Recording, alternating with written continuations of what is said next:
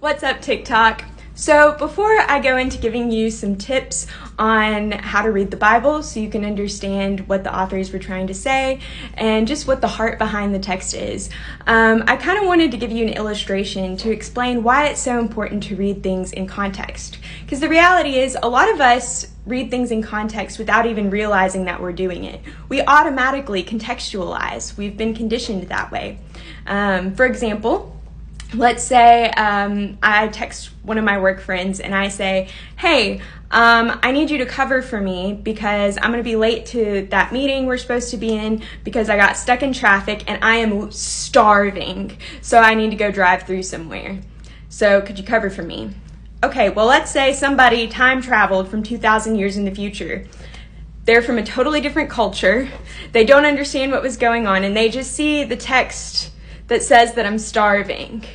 And so they'll probably think the situation is a lot more dire than it actually was.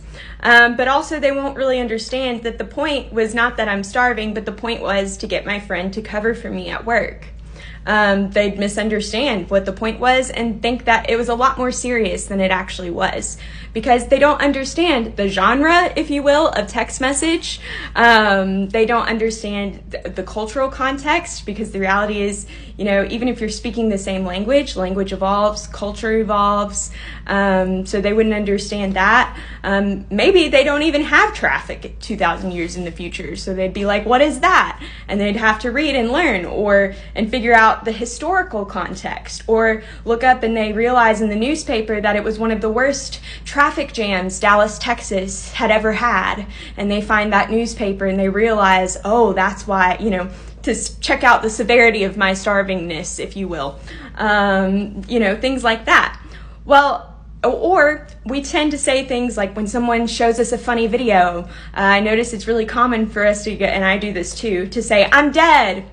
Okay, somebody sees that. They don't understand the context. They just see I'm dead and they think, first of all, how is this person texting if they're dead?